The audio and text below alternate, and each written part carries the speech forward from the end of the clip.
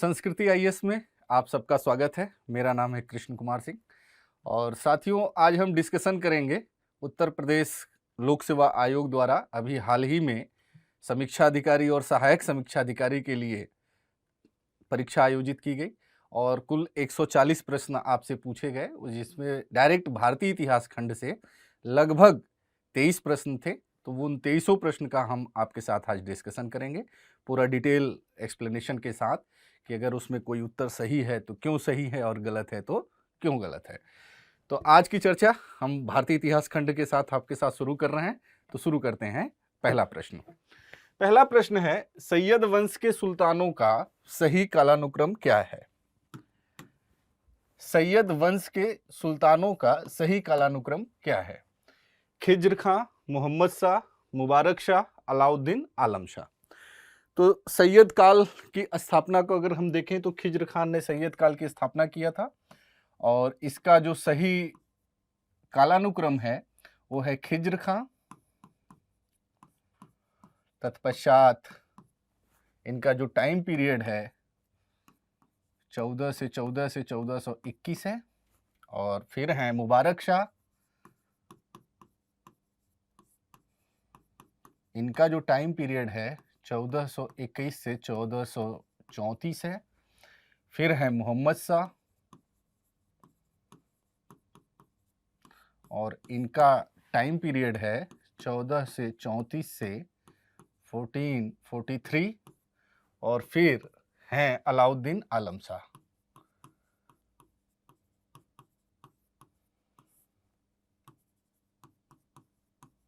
इनका time period है 1443 to 1450, 1450 ईस्वी। ठीक है, तो इस आधार पे अगर हम देखें तो सबसे पहले खिज्र खां ने सैयद वंश की स्थापना की थी और सैयद शासकों ने अपने को रैयत आला कहा था और ये तैमूर के जो उत्तराधिकारी हैं उनको राजस्व के रूप में देते थे, उनकी अधीनता भी वे स्वीकार करते थे।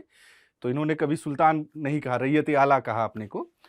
तो ये जो है खिज्र खां ने इसकी स्थापना की है। इसके बाद है मुबारक शाह, इनका जो टाइम पीरियड है 1421 से 1434, तो 1 2, फिर है मोहम्मद शाह 3 और फिर है अलाउद्दीन आलम शाह।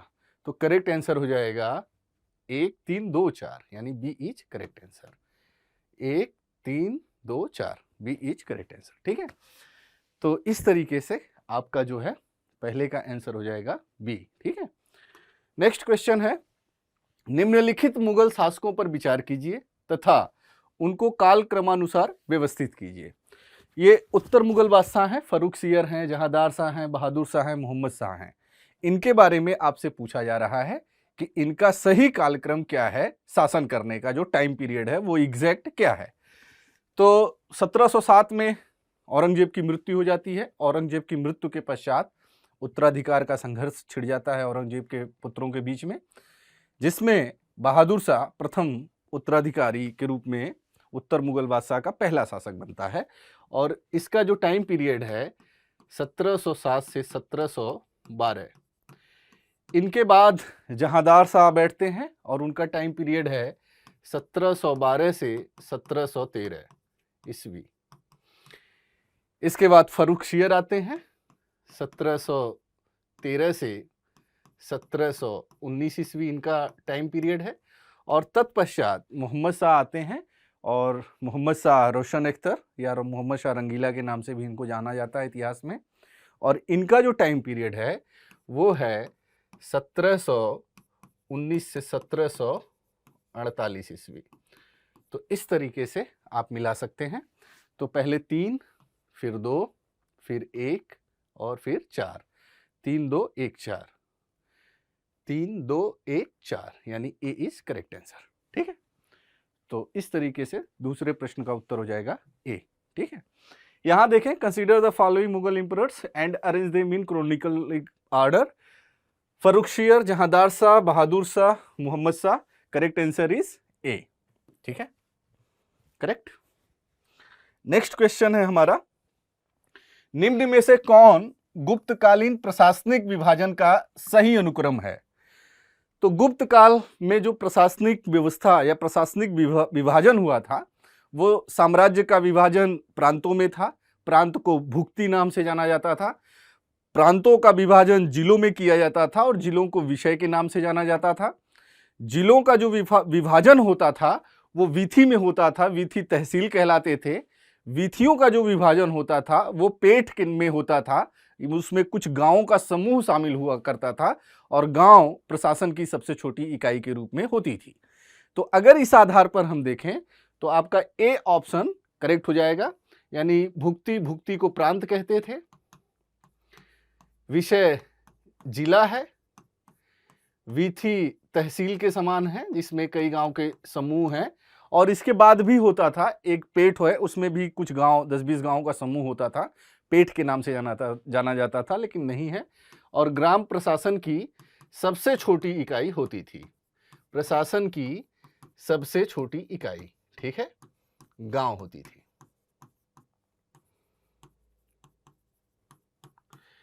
तो इस तरीके से ए इज करेक्ट आंसर। इसमें देखें अगर तो इंग्लिश में which one of the following is the correct sequence of administrative division during the Guptas period? भुक्ति, विषय, वीथी एंड ग्रामा। तो ग्राम यानी विलेज प्रशासन की सबसे छोटी इकाई होती थी, ठीक है। तो ये ए ऑप्शन आपका सही होगा। नेक्स्ट क्वेश्चन है हमारा, रुद्रमा के संदर्भ में निम्नलिखित कथनों पर विचार कीजिए एवं उसके बारे में सही कथन चुनिए। वारंगल में काकतीय वंश से संबंधित हैं ये रुद्रमा, और वारंगल में जो काकतीय वंश है उसकी स्थापना किया था रुद्रदेव प्रथम ने, ठीक है। अगर रुद्रदेव प्रथम ने स्वतंत्र शासक था, वो स्थापना मतलब स्वतंत्र शासन की स्थापना किया था, तो अगर रुद्रदेव प्रथम को हम स्वतंत्र शासक के रूप में देखें तो रुद्रमा का स्थान चौथा आता है, क्योंकि उसके पश्चात हम देखेंगे कि महादेव, गणपति और फिर रुद्रमा, गणपति की 2 बेटियां थीं और बेटे नहीं थे, तो रुद्रमा उसमें योग्य थी, तो वो जो है शासिका बनती हैं। वाकई में ये योग्य शासिका रहीं और इन्होंने कई विजय अभियान भी किए और अपने शासनकाल के अंतर्गत इन्होंने जो है पूरी एक प्रशासनिक व्यवस्था बनाए रखी, किसी तरीके का कोई दिक्कत नहीं आई। और इसके पश्चात प्रताप रुद्रदेव शासक बनते हैं काकतीय वंश के, जिनका विलय फिर दिल्ली सल्तनत के अंतर्गत कर लिया जाता है, ठीक है। तो इसमें है पहला कि रुद्रमा वारंगल के काकतीय वंश की चौथी स्वतंत्र शासक थी, तो बिल्कुल सही है, क्योंकि रुद्र प्रथम, इसके बाद महादेव, फिर गणपति, इसके बाद रुद्रमा आती हैं, तो ये चौथा शासका थी। उसने दक्षिण तमिलनाडु के पांड्य, उड़ीसा के पूर्वी गंग और देवगिरी के सेवना शासकों को पराजित किया था। ये सही है, बिल्कुल सही बात है। इसमें एक कहीं कहीं एक मत और मिलता है, वो मैं यहाँ डिस्कस करना चाहूँगा। कुछ लोगों का मानना है कि ये प्रताप रुद्रदेव के समय में हुआ था, लेकिन जो सही स्थिति है कि ये जो है प्रताप रुद्रदेव जो है उसमें युवराज के रूप में थे रुद्रमा के समय में, और उन्होंने पराजित किया था, तो मतलब सेना के साथ वो लड़े थे, कहने का सही है। तो इस तरीके से ये दोनों कथन सही हैं, तो इसमें जो है एक और दो दोनों सही है, ठीक है। इंग्लिश में भी अगर देख लें, consider the following statements with reference to Koderma and choose the correct statement about her. तो ये दोनों रुद्रमा के बारे में है, यहां पे इसको सुधारिए पहले, रुद्रमा, ठीक है। Rudrama was 4th independent ruler of Kakatiya dynasty of Warangal, is correct. She defeated Pandyas of South Tamil Nadu, Eastern Ganga rulers of Odisha and Sevna rulers of Devgiri. It is also correct, यानी कि both 1 and 2 दोनों सही हैं, ठीक है। Next question है हमारा, से देखें, सूची 1 को सूची 2 से सुमेलित कीजिए तथा नीचे दिए गए कूट का उपयोग कर सही उत्तर चुनिए। सूची 1 में सल्तनत कालीन कुछ पुस्तकों का नाम दिया गया है, और जबकि सूची 2 के अंतर्गत उसके लेखक के नाम दिए गए हैं। तो हम देखते हैं कि कौन सा सही है। तो पहला है फुतुह सलातीन। तो फुतुह सलातीन की जो रचना की है वो इसामी द्वारा की गई है, तो इसमें करेक्ट आंसर होगा अब्दुल मलिक इसामी, तो ए का 2। फुतुहात फिरोज शाही, फुतुहात फिरोज शाही फिरोज शाह तुगलक की आत्मकथा है, फारसी भाषा में लिखी गई है, तो इसका जो करेक्ट आंसर होगा इसका ए 1 हो जाएगा। तारीख है फिरोज शाही की रचना बर्नी द्वारा की गई है, तो इसका जो है 4 हो जाएगा। और खजैनुल फुतूह की रचना जो है अमीर खुसरो द्वारा की गई है, तो इसका हो जाएगा 3। ठीक है, तो करेक्ट आंसर हो जाएगा 2143, 2143। ए का 2, ए का 2, बी का 1, सी का 4, डी का 3, यानी ए इज करेक्ट आंसर। इसी तरीके से इंग्लिश में भी आप देख सकते हैं, करेक्ट आंसर इज। ठीक, नेक्स्ट, मिराते सिकंदरी पुस्तक के संदर्भ में कौन सा कथन सही है? तो मिराते सिकंदरी जो पुस्तक है वो मुख्यतः राजस्थान और गुजरात के बारे में इससे हमें जानकारी प्राप्त होती है। और इस पुस्तक से हमें पता चलता है कि जो गुजरात का शासक है महमूद बेगड़ा, उसका जो काल था वो बहुत ही ऐश्वर्यपूर्ण काल था, व्यापार वाणिज्य की उन्नति थी, सब कुछ ठीक था। तो ये कुल मिला के गुजरात की समृद्धि को बताता है। और समृद्धि तभी आएगी जबकि व्यापार लायक अनुकूल हो। तो इसमें जो है वाणिज्य व्यापार के लिए जो रूट हैं उसके जो है प्रबंध की भी बात इसमें की गई है। तो इसमें जो पहला स्टेटमेंट है कि इसमें गुजरात के सुल्तान महमूद बेगड़ा के राज्य की सुख समृद्धि का वर्णन है, तो ये बिल्कुल ठीक बात है कि महमूद बेगड़ा के राज्य की सुख समृद्धि की ये बात करता है मिराते सिकंदरी। इसमें व्यापारिक मार्गों की सुरक्षा का उचित प्रबंध का वर्णन है, तो ये भी सही है।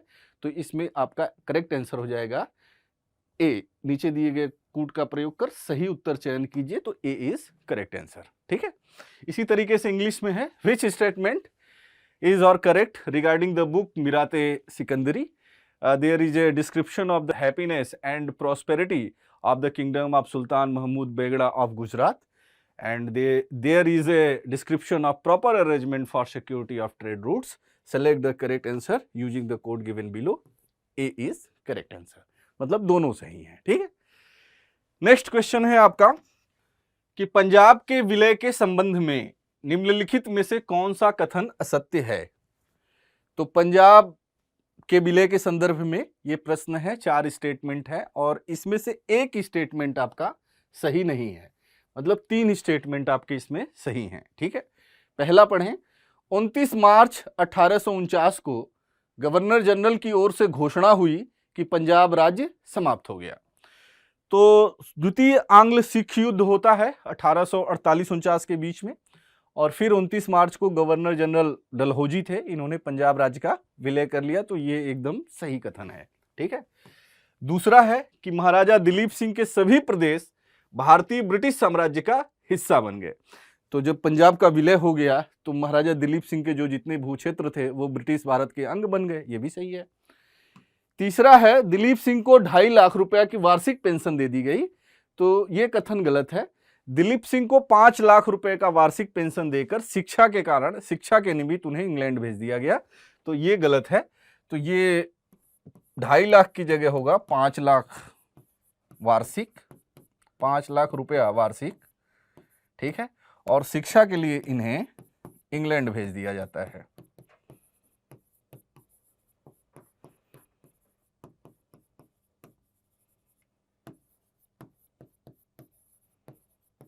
ठीक है, regarding Punjab merger which of the following statement is not correct या फॉल्स?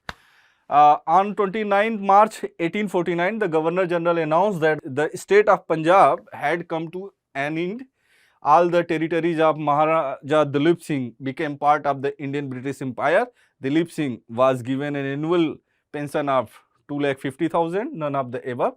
इसमें ये सी ऑप्शन आपका करेक्ट नहीं है, बाकी ठीक है। ठीक है, नेक्स्ट क्वेश्चन है आपका, बुरहानुल मुल्क सादत खान के संदर्भ में निम्नलिखित कथन या कथनों में से कौन सा सही है?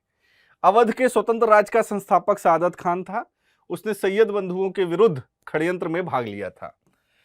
दरअसल सैयद बंधु हमने देखा होगा कि उत्तर मुगल काल के अंतर्गत, जब आधुनिक काल से पहले मतलब शुरुआत में उत्तर मुगल काल के अंतर्गत दरबार में कई गुट सक्रिय थे, जैसे ईरानी गुट, तुरानी गुट, तो उसी में एक गुट था हिंदुस्तानी गुट। और इस हिंदुस्तानी गुट के अंतर्गत सैयद बंधु यानी अब्दुल्ला खां और हुसैन अली ये शामिल थे।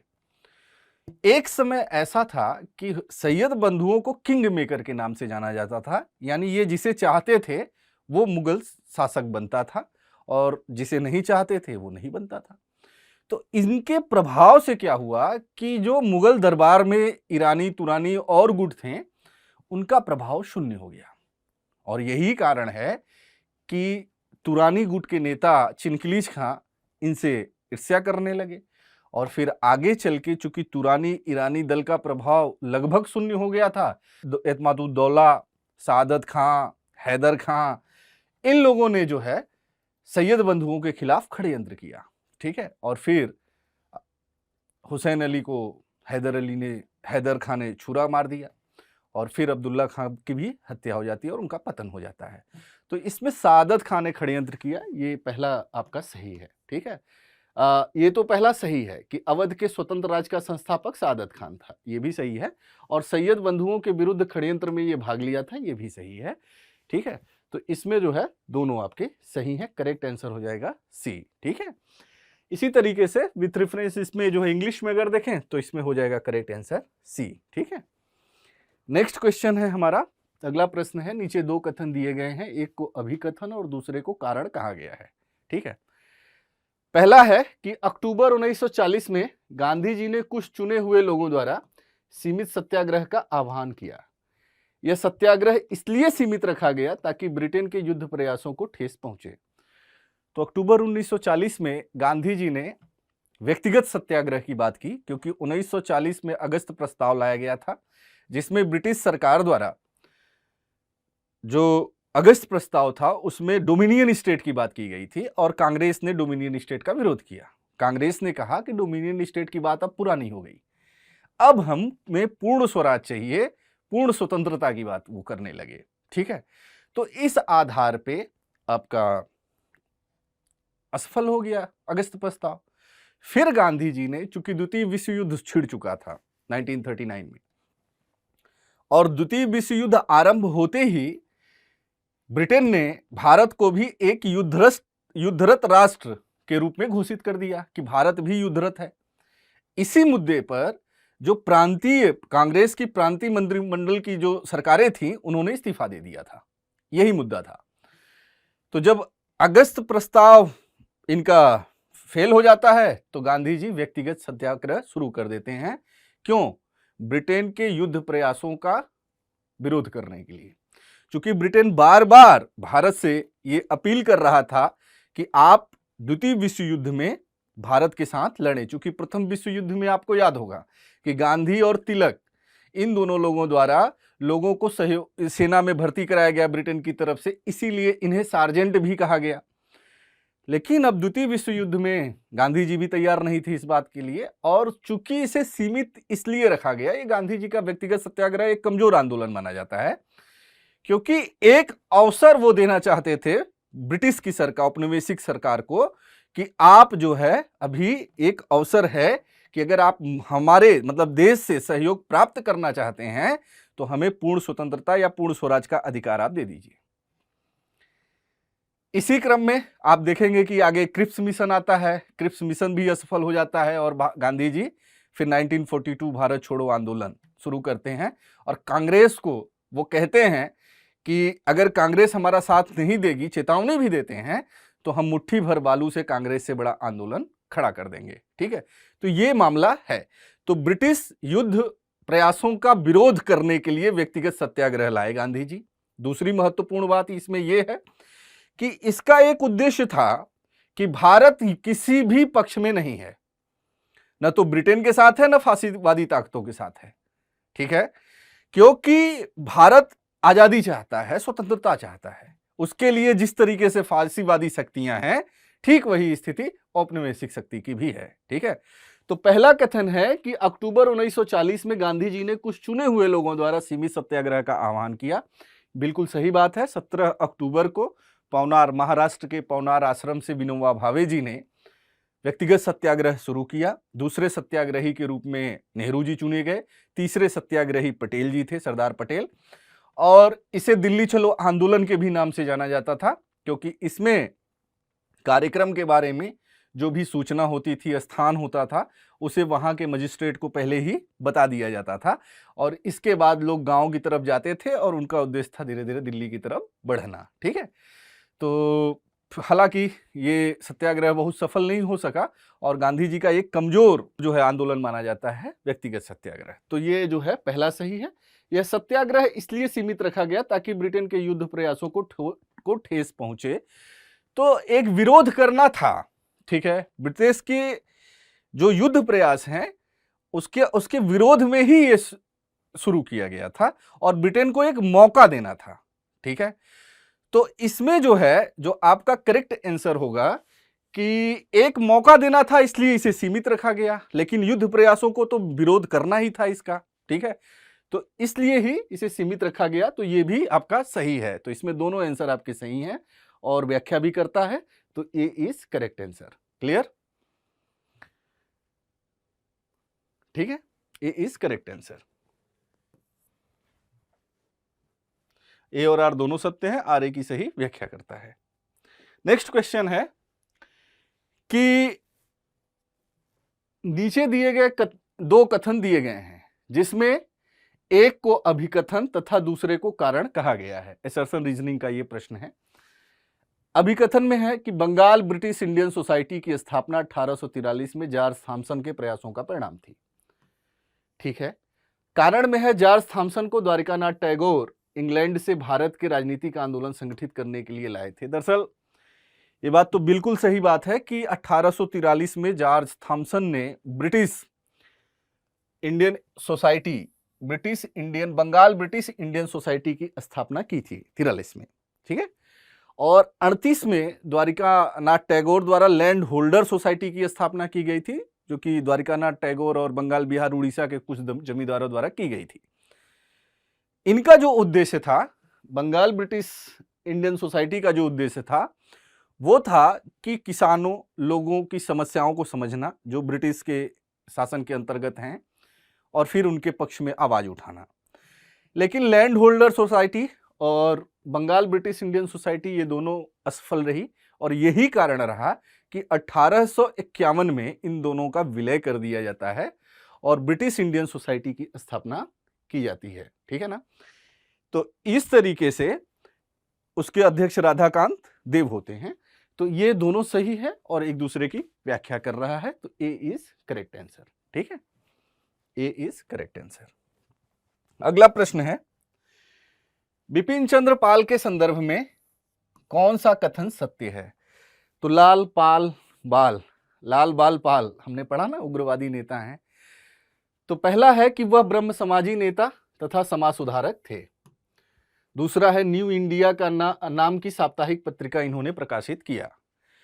तो विपिन चंद्र पाल ब्रह्म समाज से जुड़े थे, ये बात बिल्कुल सही है। दरअसल अगर हम देखें तो ब्रह्म समाज की स्थापना राजा राम मोहन राय ने की और आगे चलकर ब्रह्म समाज में उनकी मृत्यु के पश्चात ब्रह्म समाज में एक विभाजन होता है और ब्रह्म समाज दो भागों में बढ़ जाती है। एक द्वारिकानाथ टैगोर उसके बनते हैं आदि ब्रह्म समाज, और दूसरा भारतीय ब्रह्म समाज जिसके जो है नेता केशव चंद्र सेन होते हैं, जिसके संस्थापक के रूप में। इन दोनों के बंटवारे के पीछे का उद्देश्य था कि द्वारिकानाथ टैगोर थोड़ा सा भारतीय मूल्यों के प्रति ज़्यादा समर्पित थे और वैदिक ग्रंथों, वैदिक परंपराओं, भारतीय धर्म ग्रंथों तक ही उसे सीमित रखना चाहते थे, जबकि केशव चंद्र सेन भारतीय संस्कृति से आगे की तरफ, इसकी सीमा से आगे ले जाना चाहते थे ब्रह्म समाज को। तो इसी कारण एक विभाजन हुआ और फिर हम देखते हैं कि भारतीय ब्रह्म समाज की स्थापना की गई और फिर इनके प्रयासों से ब्रह्म marriage act 1872, native marriage act के नाम से भी जाना जाता है, पारित हुआ था। लेकिन उसका खुद उल्लंघन केशव चंद्र सेन द्वारा किया गया जब इन्होंने अपने अल्पवयस्क पुत्री का विवाह कूच बिहार के राजा के साथ कर दिया था। यही कारण है कि फिर आगे भारतीय ब्रह्म समाज के अंतर्गत भी विभाजन होता है और शिवदयाल शास्त्री और आनंद मोहन बोस के नेतृत्व में साधारण ब्रह्म समाज अलग हो जाता है, क्योंकि केशव चंद्र सेन द्वारा जो मूल्य स्थापित किए जा रहे थे, जिनका प्रचार प्रसार किया जा रहा था, उसका उल्लंघन किया गया। इसी से क्षुब्ध होकर साधारण ब्रह्म समाज की स्थापना किया गया। ठीक है, और उसी से जुड़े थे बिपिन चंद्र पाल और सुरेंद्रनाथ बनर्जी जी भी जुड़े थे। तो ये बात बिल्कुल ठीक है कि ब्रह्म समाजी नेता थे ये, और साधारण ब्रह्म समाज से ये जुड़े थे बिपिन चंद्र पाल।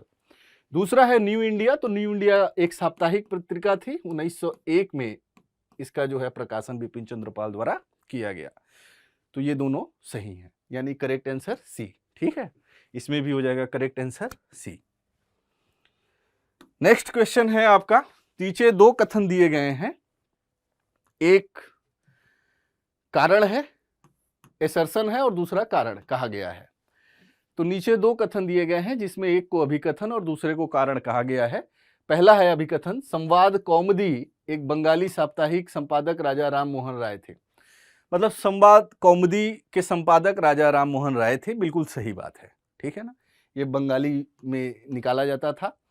विधवा जलाने की प्रथा की निंदा करते हुए उनके लेख इसमें प्रकाशित हुए, ये भी बिल्कुल सही बात है, क्योंकि राजा राम मोहन राय के ही प्रयासों से सती प्रथा, विधवा जलाने मतलब सती प्रथा के लिए जो है कानून बना। बेंटिंग के काल में 1829 के नियम 17 द्वारा आपका सती प्रथा को अवैध करार दिया गया, यानी कि सती प्रथा के लिए एक कानूनन नियम बनाए गए।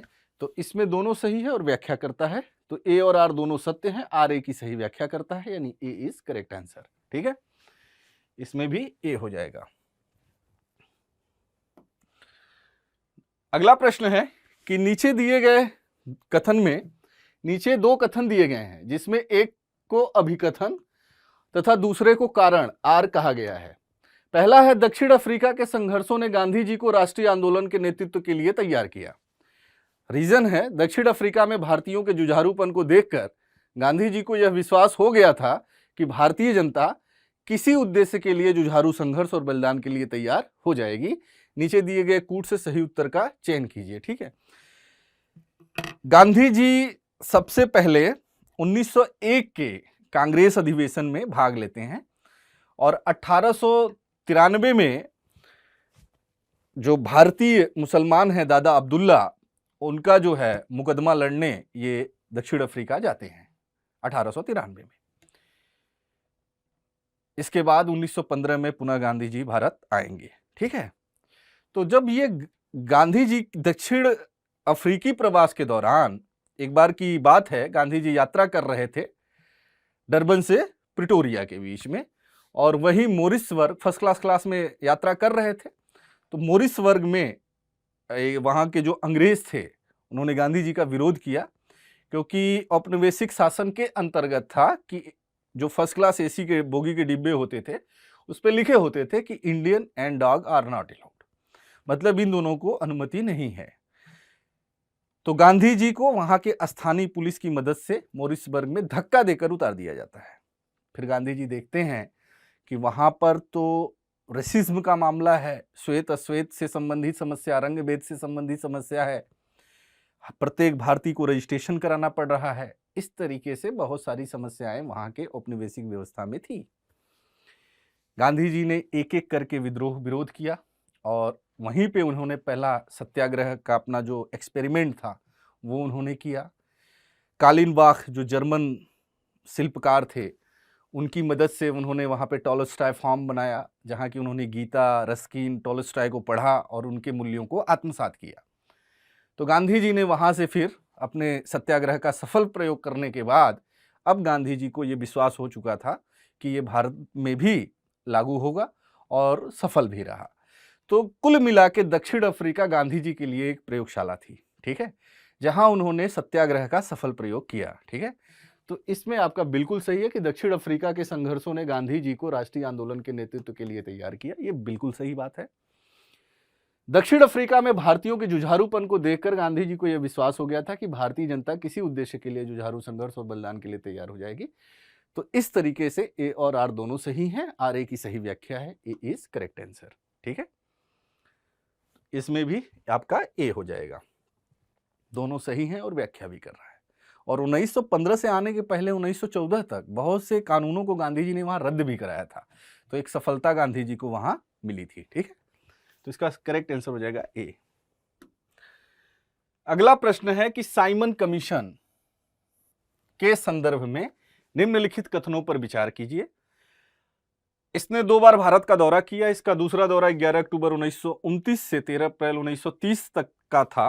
नीचे दिए गए कूट का प्रयोग कर सही उत्तर चुनिए। केवल एक और दो दोनों, केवल दो, न तो एक नहीं दो। ठीक है, तो साइमन कमीशन दरअसल 1919 का जो चेम्सफोर्ड सुधार हुआ था, मॉन्टेगू चेम्सफोर्ड एक्ट जो पारित हुआ था, उसमें इस बात की बात कही गई थी कि हर 10 साल बाद जो कानून है उनकी समीक्षा की जाएगी। ठीक है, लेकिन भारतीय स्थितियों को देखते हुए 2 साल पहले ही 1927 में जो भारतीय संविधान कानून चल रहे थे, बने हुए थे, प्रावधान थे, उनके सुधारों के लिए साइमन कमीशन का गठन कर दिया गया।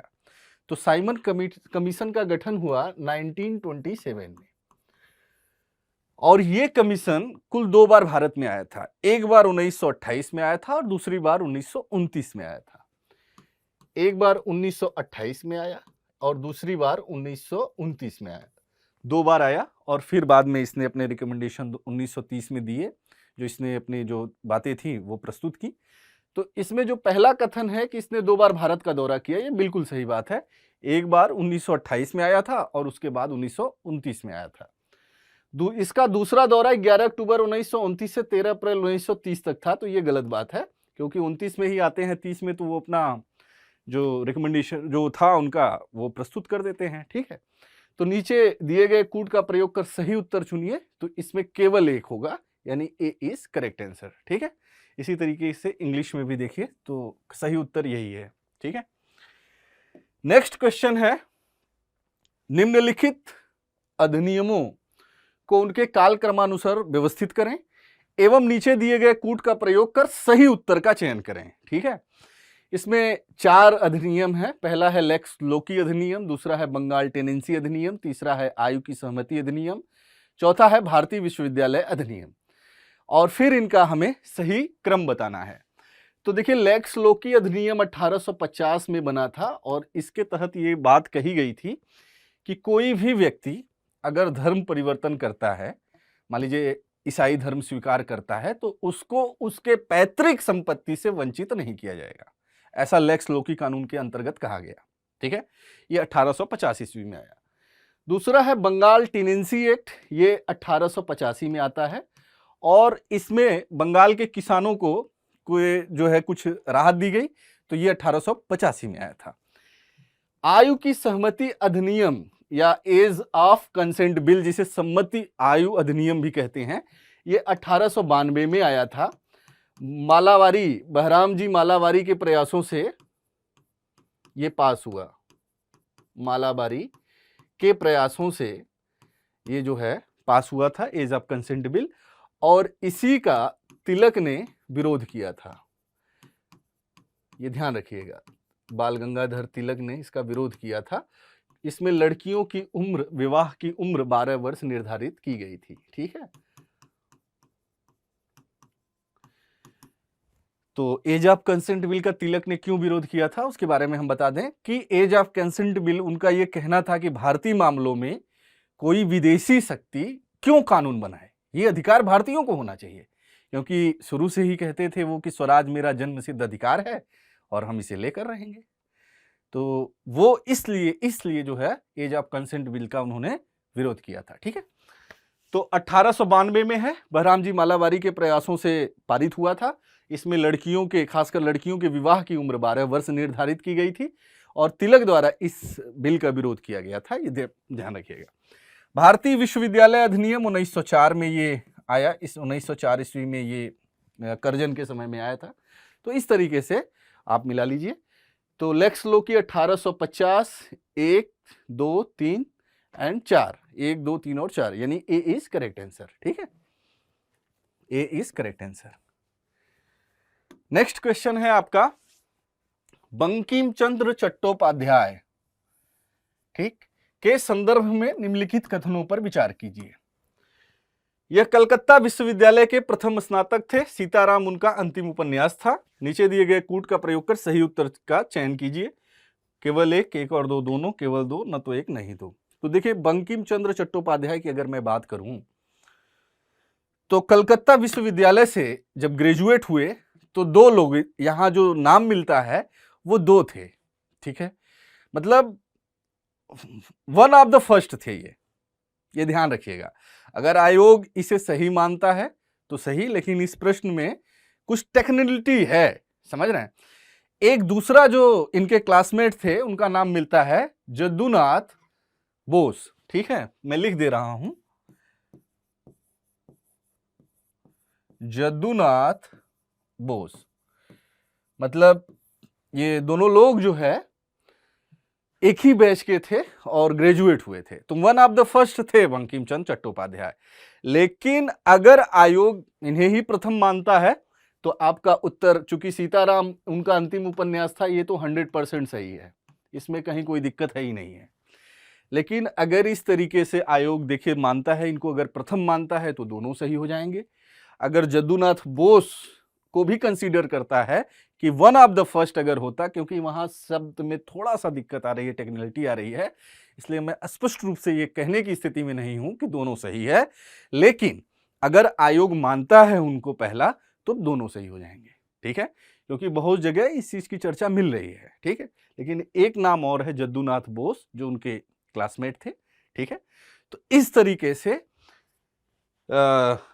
आप देख सकते हैं। तो इसका उत्तर अगर उसे आयोग अगर इसे प्रथम इन्हें मानेगा तो दोनों सही हो जाएगा, और लेकिन अगर इन्हें कंसीडर किया जाएगा तो इसमें जो है केवल दो सही होगा, जो कि सी होगा। तो इस प्रश्न को लेके थोड़ा सा आप अब आयोग के जो आंसर की है उसको जो है आप इंतजार करिएगा, ठीक है। अगला प्रश्न है कि लॉर्ड कर्जन के संदर्भ में कौन सा या कौन से कथन सत्य हैं? अंग्रेजी साम्राज्य को ग्रेनाइट की चट्टान पर स्थापित करना, कलकत्ता निगम अधिनियम की घोषणा। तो लॉर्ड कर्जन का स्पष्ट उद्देश्य था भारत में अंग्रेजी सत्ता को मजबूती प्रदान करना। तो पहला स्टेटमेंट आपका बिल्कुल सही है। दूसरा, लॉर्ड कर्जन जब छात्र थे तभी उनकी एक बार मतलब कॉलेज के दौरान उनसे एक बार पूछा गया कि आपकी क्या इच्छा है। इतिहास के ही छात्र थे, इनकी रुचि भी इतिहास में रही, पुरातत्व विभाग का भी इन्होंने स्थापना किया अपने समय में। तो कर्जन ने कहा था कि मैं भारत का वायसराय बनना चाहता हूँ, ठीक है। और फिर भारत में वो आए, वायसराय बनकर भी आए, और इसके बाद हमने देखा कि किस तरीके से प्रतिक्रियावादी नीतियों को इन्होंने लागू किया। बंगाल विभाजन हुआ और भी जो है कठोर कानून बनाए गए जिनकी भारतीयों द्वारा कठोर प्रतिक्रिया हुई। और लॉर्ड कर्जन ने कहा था कि मैं रिटायर होने के बाद बंगाल का महापौर बनना पसंद करूंगा। तो कलकत्ता कारपोरेशन एक्ट जो है अधिनियम इन्हीं के समय पारित हुआ था। तो ये दोनों कथन सही हैं, यानी इसका करेक्ट आंसर हो जाएगा सी। सी इज करेक्ट आंसर, ठीक है, सी इज करेक्ट आंसर। अगला है पिछवाई चित्रकला के संदर्भ में आपसे पूछा जा रहा है कि पिछवाई चित्रकला किस देवता से संबंधित है। ए है देवी काली, भगवान शिव, श्रीनाथ जी यानी कृष्ण, उपरोक्त में से कोई नहीं।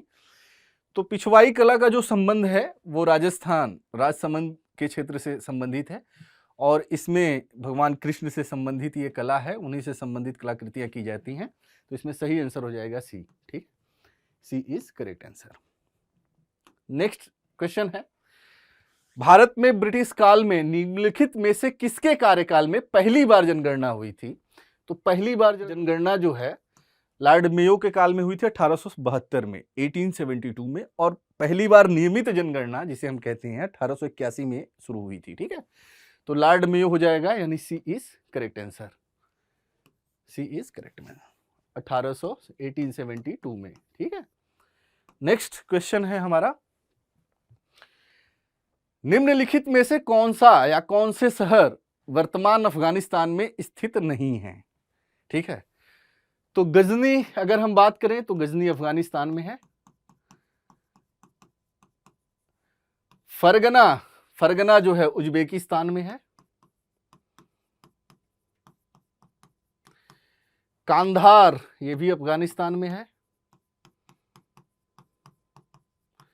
और समरकंद ये उज्बेकिस्तान में एक बड़ा शहर है समरकंद, ठीक है। तो इसमें 2 और 4 उज्बेकिस्तान में है, जबकि 1 और 3 अफगानिस्तान में है, ठीक है।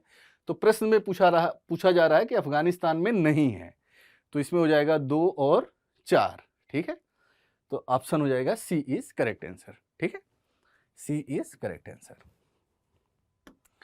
नेक्स्ट प्रश्न है आपका, सूची 1 को सूची 2 के साथ सुमेलित करना है और नीचे दिए गए कूट का प्रयोग कर सही उत्तर का चयन करना है। तो पहले में चित्रकारी है, सूची 1 में चित्रकारी है और सूची 2 में राज्य है कि कौन सी चित्रकारी किस राज्य से संबंधित है, ठीक है। तो जैसे अब मधुबनी पेंटिंग है, इसका संबंध बिहार से है, तो ए का 4 हो जाएगा, बहुत ही फेमस है मधुबनी पेंटिंग बिहार से। लेपाक्षी का संदर्भ आंध्र प्रदेश से है, पट्टचित्र का संबंध उड़ीसा से है, वारली का संबंध महाराष्ट्र से है। तो वारली चित्रकारी का जो संबंध है, वारली एक जगह है महाराष्ट्र में, वहीं से है। तो ये जो है आपका करेक्ट आंसर हो जाएगा 4 3 1 4, ए का 4, बी का 3, सी का 1, डी का 2, 4 3 1 2, 4 3 1 2, यानी डी इज करेक्ट आंसर, ठीक है। इस तरीके से आपका ये आंसर हो जाएगा, यानी डी। अगला प्रश्न है हमारा, सूची 1 को सूची 2 से सुमेलित कीजिए, नीचे दिए गए कूट का प्रयोग कर सही उत्तर चुनिए। सूची 1 के अंतर्गत कुछ नृत्य दिए गए हैं और सूची 2 में किस राज्य से वो संबंधित हैं। तो जैसे भरतनाट्यम, कुचिपुड़ी, सत्रिया, कथक है, तो कथक का संबंध आपके उत्तर प्रदेश से है, सत्रिया का संबंध असम से है, कुचिपुड़ी का संबंध आंध्र प्रदेश से और भरतनाट्यम का संबंध तमिलनाडु से है। यानी आपका उत्तर हो जाएगा 1 3 4 2, 1 3 4 2, बी इज करेक्ट आंसर। ए का 1, बी का 3, सी का 4, डी का 2, करेक्ट, ठीक है। तो ये हो जाएगा आपका B is correct answer. Next question है हमारा कि नीचे 2 कथन दिए गए हैं, एक को अभिकथन और दूसरे को कारण कहा गया है, ठीक है। जौनपुर को सिराजे हिंद के नाम से जानते हैं, ठीक है। जौनपुर सरकी काल में शिक्षा के महान केंद्र के रूप में था, ठीक है। तो बिल्कुल सही बात है, दोनों सही हैं। जौनपुर को सिराजे हिंद कहा जाता था और सरकी शासकों के समय में वहाँ शिक्षा का काफ़ी विकास हुआ है। तो ये कथन और कारण दोनों सही हैं और दोनों एक दूसरे की व्याख्या करते हैं, सही व्याख्या करता है, यानी ए इज करेक्ट आंसर, ठीक है, ए इज करेक्ट आंसर। तो आज ये जो डिस्कशन है वो मैंने कंप्लीट कर दिया है आपका, जो आपसे पूछा गया था समीक्षा अधिकारी और सहायक समीक्षा अधिकारी में इतिहास खंड से। तो आज के लिए इतना ही, थैंक यू।